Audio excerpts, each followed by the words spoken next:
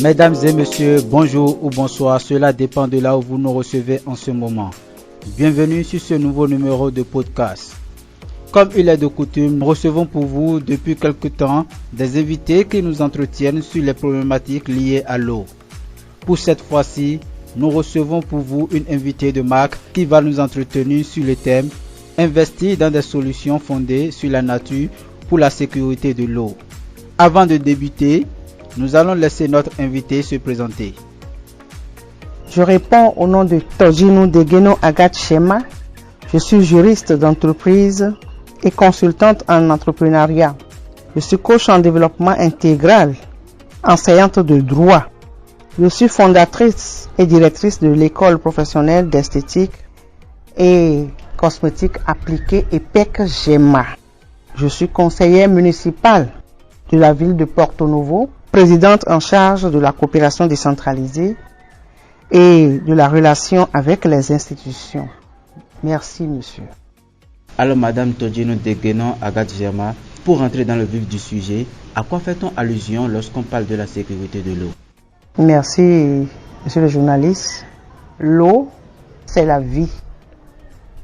Il n'y a pas cet homme dans ce monde qui ne connaisse l'eau. Tout le monde connaît l'eau. Mais quand on parle de la sécurité de l'eau, c'est l'objectif principal de la politique de l'eau et de la gestion de l'eau. Une société avec un haut niveau de sécurité hydrique tire le meilleur parti des avantages de l'eau pour les humains et les écosystèmes et limite le risque d'impact destructeur associé à l'eau. Nous pouvons alors dire que la sécurité de l'eau réside alors dans l'ensemble des mécanismes mis en branle de diverses manières pour limiter la déperdition de l'eau et donner tilt à la protection et la préservation de l'eau. Quel état de lieu peut-on faire quant à la sécurité de l'eau via l'investissement dans des solutions fondées sur la nature? Les solutions fondées sur la nature par rapport à la sécurité de l'eau. Vous avez demandé quel état des lieux on peut faire quant à la sécurité de l'eau via l'investissement dans les solutions fondées sur la nature. La restauration des zones humides et des cours d'eau, la végétalisation des bassins versants, des villes ou la désimperméabilisation des sols permettent de protéger les ressources en eau lors des sécheresses, de ralentir aussi le ruissellement, de favoriser l'infiltration de l'eau pluviale et de réguler les inondations. Ces actions répondent dans le même temps aux enjeux de conservation de la nature en apportant des bénéfices pour la biodiversité. Au-delà des actions mises en œuvre, les conditions pour assurer le succès et la dissémination des solutions fondées sur la nature dans les territoires sont analysées. Par exemple, le suivi et la mesure des bénéfices apportés pour la biodiversité et les risques naturels permettent de valoriser les projets et de montrer leur pertinence, notamment par rapport à d'autres alternatives. La mise en place de démarches participatives, la concertation et la communication sont aussi cruciales. De plus, des moyens humains et financiers spécifiques doivent être consacrés à ces actions pour garantir la pérennité de ces projets sur le long terme. Pour faire bref, nous rappelons que la restauration des zones humides et des cours d'eau, la végétalisation des bassins versants, c'est-à-dire produire des plantations sur les versants des villes ou la désimperméabilisation des sols permettent de protéger les ressources en eau lors des sécheresses. Maintenant, en quoi est-ce que investir dans les solutions fondées sur la nature contribue-t-il à la sécurité de l'eau? En quoi est-ce que investir dans des solutions fondées sur la nature contribuerait-il à la sécurité de l'eau? Les moyens qui vont concourir à la sécurité de l'eau sont multiples et multiformes. Nous allons essayer d'étaler un peu de quoi il s'agit. Il faut par exemple installer un brise-jet aérateur sur les robinets à la cuisine. Cet appareil permet de réduire la consommation d'eau de 25%. Il faut remplacer ou ajuster les appareils ou raccords de tuyauterie vétustes dont le rendement de distribution de l'eau est inefficace. Il faut prendre aussi des douches rapides. Remplacer notre pompe de douche par un modèle à débit ultra faible qui économise l'eau. Certains modèles sont conçus de façon à nous permettre d'interrompre le débit sans baisse de pression ou de température. Les douches peuvent être munies d'un bouton d'arrêt permettant à une couverture végétale qui se traduiront par une économie de temps et d'eau. Il faut poser des pailles pour la rétention d'eau autour des arbres et des arbustes et contrôler la prolifération des mauvaises herbes. La présence de mauvaises herbes peut ralentir le ruissellement de l'eau vers les autres plantes, par exemple, dans les jardins ou les productions de plantes, les aires de production de plantes. Il faut recueillir l'eau de pluie dans de grands réservoirs et l'utiliser pour arroser les plantes à l'extérieur. Il faut aussi utiliser un seau et une éponge pour laver la voiture. Il faut rincer ensuite rapidement en utilisant un boyau d'arrosage muni d'un pistolet de distribution. Tout ça là, c'est des mesures naturelles. Évitez de remplir votre piscine à ras-bord. C'est une perte. De façon à prévenir les pertes d'eau attribuables aux éclaboussures que vous voyez. Un couvre-piscine peut également être utilisé afin de prémunir l'évaporation rapide de l'eau. Le niveau des approvisionnements en eau en ville a tendance à demeurer assez constant d'une saison à l'autre.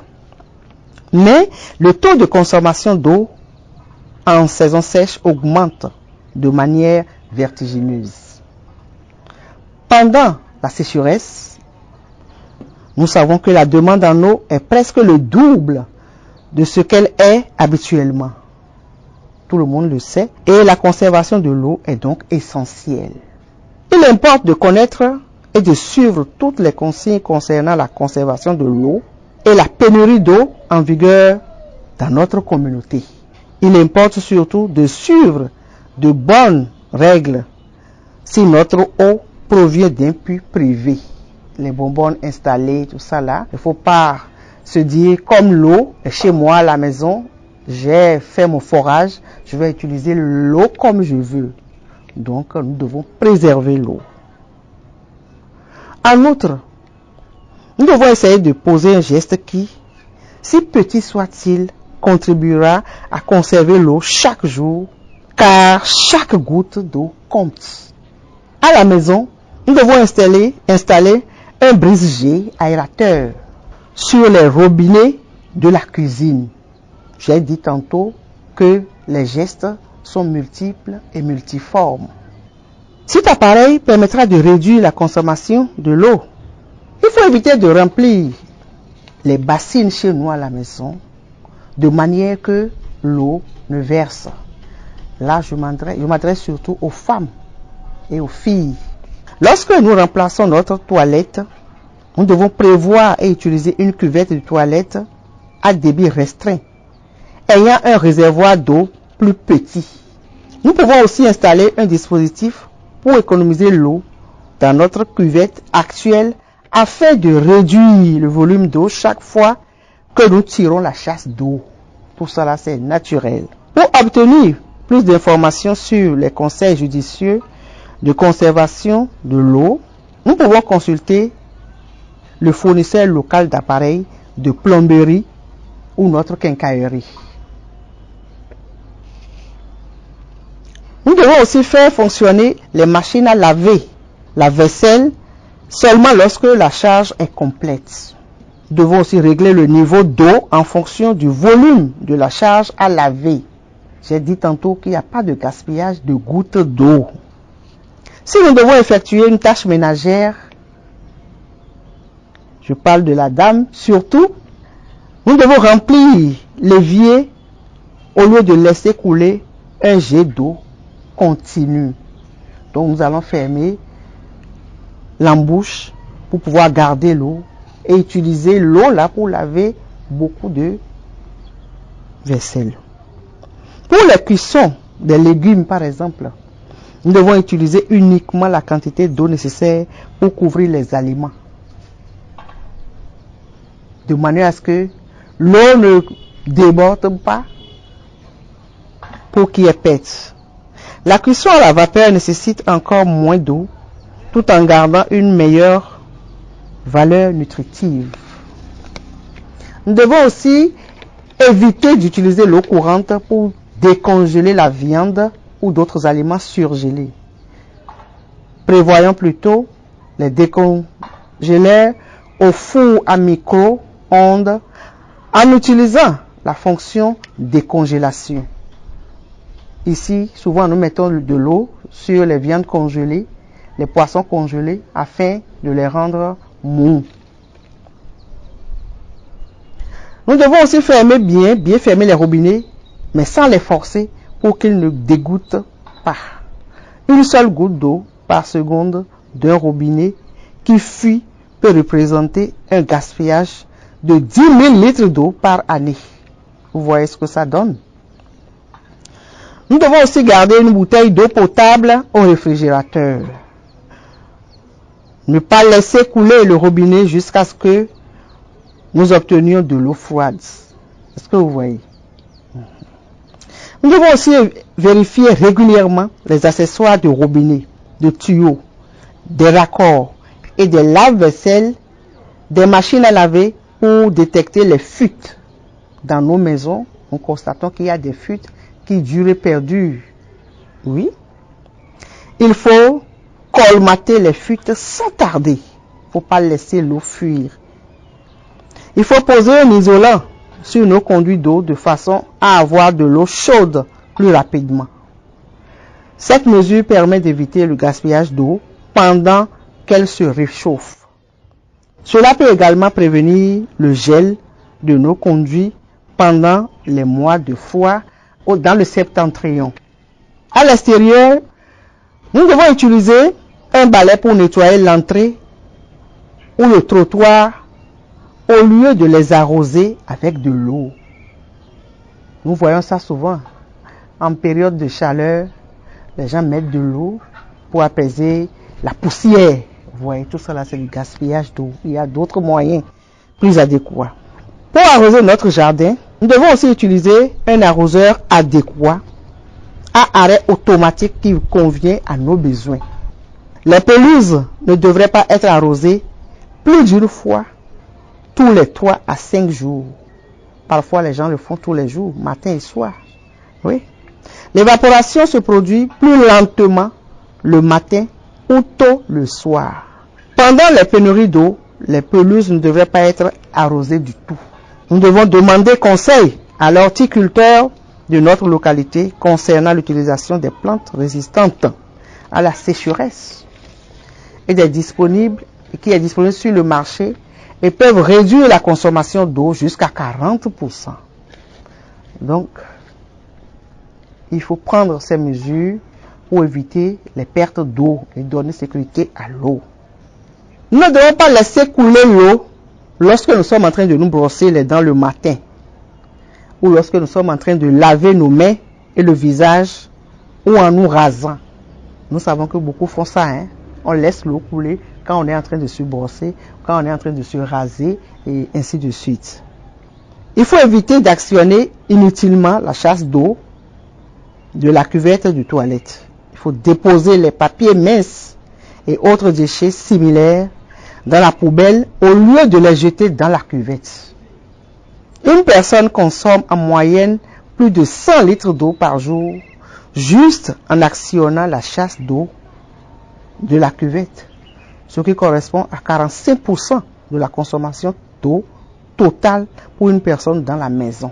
Vous voyez ce que ça représente? 45% de la consommation d'eau totale pour une personne dans la maison en une journée parce qu'on actionne plusieurs fois la chasse d'eau. Lorsque nous remplaçons les toilettes, prévoyons à utiliser une cuvette de toilette à débit restreint, comme je l'ai dit tantôt. Il faut aussi éviter l'eau courante lorsque on n'en a pas trop besoin. Cherchons d'autres moyens pour rentabiliser l'eau. Les mesures naturelles pour conserver l'eau et pour lutter contre la déperdition de l'eau sont multiples et multiformes, je vous ai tantôt dit. Et lorsque nous allons tenir compte de ces petits gestes à l'extérieur ou à l'intérieur de nos maisons, nous allons sauvegarder un peu l'eau. L'eau est une denrée fondamentale pour les plantes, pour les hommes et pour l'utilisation de façon générale. Donc, nous devons essayer de poser un geste qui, si petit soit-il, contribuera à conserver l'eau chaque jour. Chaque goutte compte. Madame Todjino Degueno Agatjema, plusieurs facteurs influencent la sécurité de l'eau dans nos communautés. Parlez-nous-en. Parlons des facteurs qui influencent la sécurité de l'eau dans nos communautés. Nous devons partir de la variabilité naturelle du climat. Le climat qui fluctue, qui varie selon les saisons. Le changement climatique d'origine humaine. Pour parler du changement climatique d'origine humaine, nous pouvons donner comme exemple les dynamites qu'on est obligé de faire exploser lorsqu'on est en train de construire les grandes routes pour empêcher l'eau de tomber. Cela cause un changement climatique d'origine humaine. C'est nous-mêmes qui arrêtons l'eau. C'est nous-mêmes qui implémentons la sécheresse. L'augmentation de la population et la migration. Vous savez que quand il y a plus d'hommes dans une maison, on utilise plus d'eau. Oui, c'est comme ça. Il y a la colonisation des terres exposées au risque. Les terres, les versants qu'on ne devait pas cultiver sont aujourd'hui cultivés. Et lorsque c'est cultivé, on ne respecte pas tout ce que l'agronome, le scientifique a prévu pour utiliser ces versants. Pour labourer par exemple un versant, il faut labourer de manière à contrecarrer le ruissellement d'eau directement vers le versant, vers le bas-fond. Est-ce que vous voyez? Donc, il faut connaître ces manières de faire lorsqu'on utilise ces terres inappropriées à l'agriculture. Il y a les mauvaises prestations de services qui font que l'eau est mal utilisée. Lorsque le plombier qui installe les tuyauteries chez vous fait par exemple par inadvertance et qu'il y a fuite, il y a fuite dans le sol, mais vous ne constatez pas vite. Ça se passe dans les maisons et parfois on perd jusqu'à 500 000 en l'air. On perd l'eau, on perd l'argent. Il y a aussi le rejet incontrôlé du polluant dans l'eau, le polluant des industries, le polluant de l'agriculture. Tout ça là rejeté dans l'eau font que l'eau n'est plus en sécurité. Exclusion pour cause de caste, d'origine, de statut social ou d'affiliation politique. Tout ça là constitue des facteurs qui influencent la sécurité de l'eau dans nos communautés. Monsieur le journaliste, je vous remercie. Merci Madame Todjino Degueno Agatjema pour toutes ces explications. Alors, dites-nous, quelles sont les difficultés auxquelles les femmes font face dans les régions où la sécurité de l'eau n'est pas assurée? Merci mon journaliste. Les femmes font face à de plusieurs difficultés dans les régions où la sécurité de l'eau n'est pas assurée, telles que l'inexistence d'eau potable, le danger de péril fécal. Vous savez ce que c'est que le danger de péril fécal? Le danger du péril fécal existe surtout dans les pays, les zones sous-développées, en voie de développement. Chez nous ici, nous courons ce danger tous les jours. En l'occurrence, nos zones qui sont dans le bas-fond, les zones d'Agégué, les zones d'Adjoum, les zones qui longent le fleuve Ouémé par exemple, les zones qui qui longe notre lagune à Porto Novo. Vous savez que parfois, les gens vont dans le bas-fond, dans l'eau, et font leurs besoins. Et la même eau est utilisée pour la consommation et pour les lessives et consorts. Le danger du péril fécal est là. Donc, nos femmes aussi ont aussi les risques de maladies telles que la bilharziose, le ver de Guinée, le choléra, l'éléphantiasis, pour ne citer que cela. Et aussi, il y a la mort qui peut s'en suivre. Parce que lorsque ces difficultés sont là, les femmes sont obligées de faire avec s'il n'y a pas d'autre solution pour remplacer. Parfois, on leur dit de bouillir l'eau.